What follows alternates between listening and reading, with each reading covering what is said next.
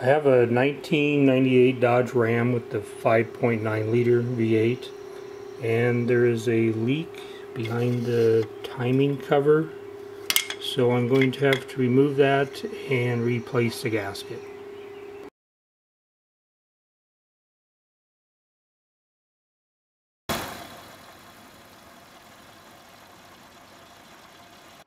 The first thing I'm going to do is remove the negative battery cable. I'm going to remove the lower radiator hose to drain the coolant out. You just squeeze this clamp together and then slide it back and then pull the hose off. I'm going to remove the air cleaner. So there's a hose on here, just pops off, and then the hose clamp. Just need a screwdriver to loosen that. So the intake just pops off. There's a stud right here. Just pop that off of there and then disconnect it from here. Next I'm going to remove the belt, and if you don't remember how it goes on later, on the radiator support there's a diagram that shows it. I'm going to use a breaker bar with a 15mm socket on the idler pulley and just force that up, and then I can take the belt off. Next I'm going to remove the upper radiator hose. Again, you just pinch the clamp, slide it back, and then pull the hose off. I'm just going to put that over out of the way. Next I'm going to remove the AC compressor. There's a couple of bolts in the front, and there's a bracket in the back with 3 bolts. And then there's a plug here on the side, and there's a tab on the bottom. You just push up on that and slide that off. There's one more connector here on this wiring harness. Just pull this up and pull that apart.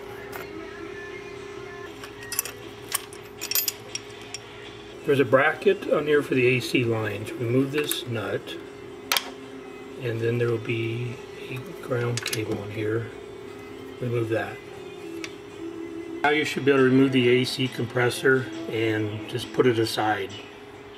Next I'm going to remove the alternator. There's a bolt on top, takes a 14mm socket, and one on the bottom. And the one on the bottom has a nut on the back. Remove that. Now you can remove the alternator and just put it aside also. I'm going to remove the windshield wiper fluid container. Backside there are a couple of tabs that fit in holes in the radiator support. If you can just slip a screwdriver in there and pry it away, and then it will slide straight up. If you can see here between the coolant reservoir, here's the holes in the radiator support, and here's the tabs. So you just need to push it far enough away to separate those, and then it should lift and slide right out. There's a wiring harness connected to it, the sensor and the fill tube. So I'm going to leave those on and just set it off to the side. Next I'm going to remove the radiator overflow tank, and it's the same thing. Put a screwdriver in here and just pry it away from the radiator shroud, and then just lift it straight up. I'm going to leave that connected and just put it off here to the side. Next I'm going to remove the fan clutch, and there are various ways to get this done. You can buy tools or rent them. There's a nut on here. It takes a 36mm wrench, and you have to hold this pulley while you turn that nut. I just made my own tools. This is my 36mm wrench, and this one is has a spacing of 76mm, and it goes over the bolts on the pulley. First I'm going to take the larger wrench with the 76mm spacing and slide it right over the bolts on that pulley.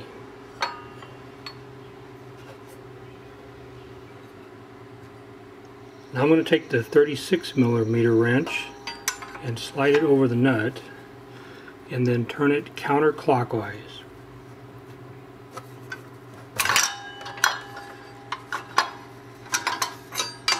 And then you should be able to spin the nut off.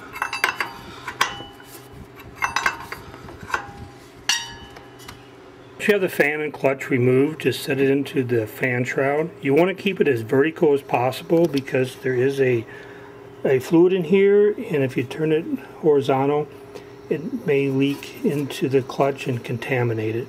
Next, I'm going to remove the fan shroud. There's 4 bolts, 2 on either side. They use a 10mm socket.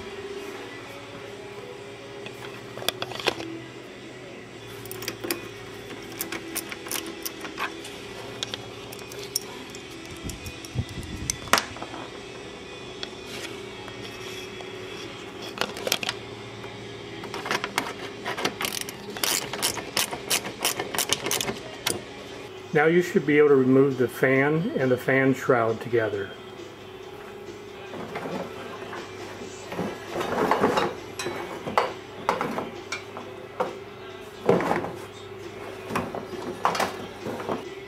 I'm going to remove this heater hose. Just pinch the hose clamp, slide it back, and slide the hose off.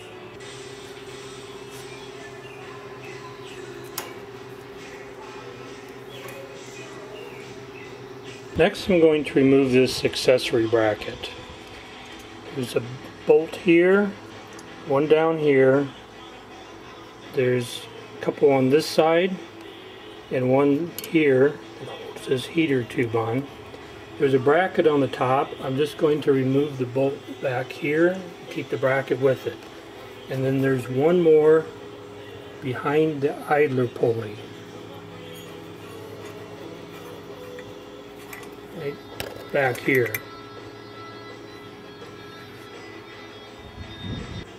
And these take a 14mm socket. There's also on this side the oil dipstick tube. There's a bolt there, and that takes a 13mm socket. And now you should be able to remove the accessory bracket.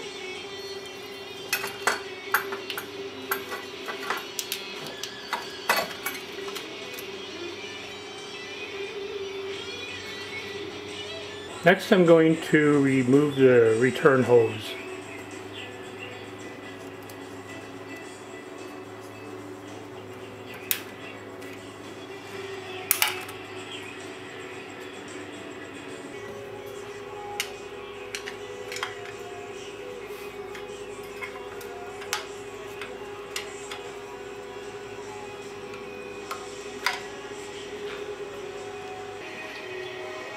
And now the radiator hose from the water pump.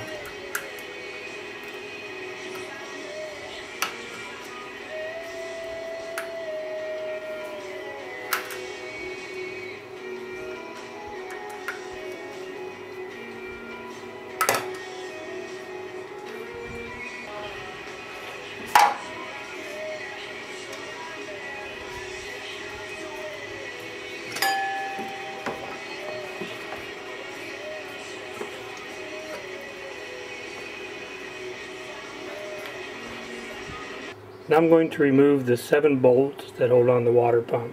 So 1, 2, 3, 4, 5, 6, and the 7th one here. Once you have the bolts out of the water pump, you'll probably have to pry it off. Just don't pry on any of the machine surfaces where the gasket goes, because you could damage it if it leaks in the future.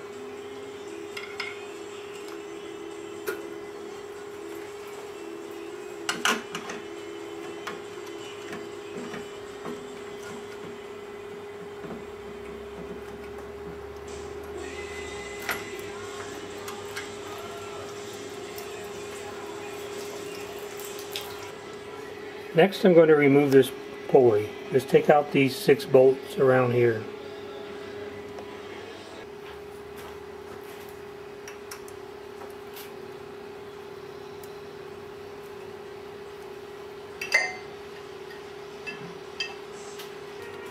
Next, I'm going to remove this crankshaft bolt. You may have to use an impact wrench on it. I'm just going to use this cheater bar, a socket, and smack it a couple times.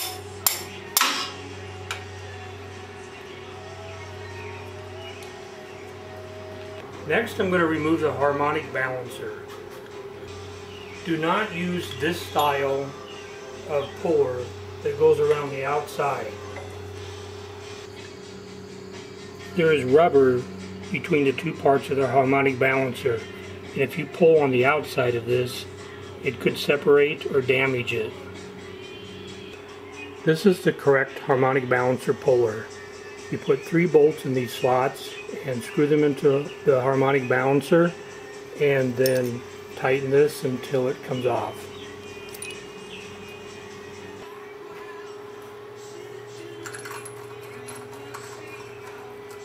When you take the bolt out, you may see this little plastic washer in there. If not, you can just pop it out and then remove the washer, and I'm going to put the bolt back in so I can push against the head of the bolt with my puller,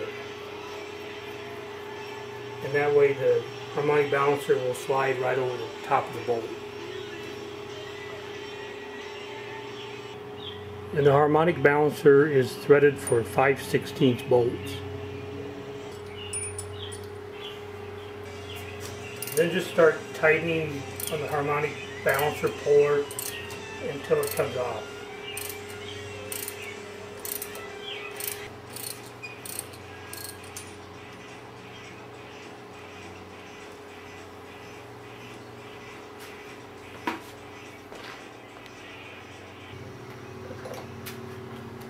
Now I'm going to remove these 2 nuts so I can take this bracket off.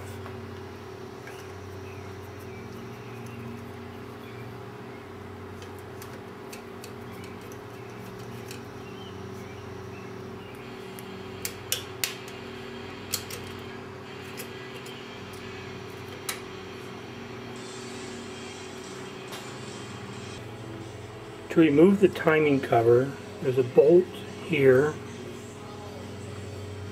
there's a stud bolt here, and 2 more on this side. There's also 2 bolts that come from the bottom from the oil pan.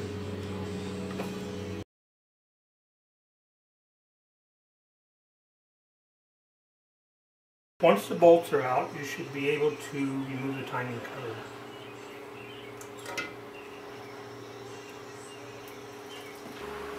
Here's where the leak was behind the timing cover.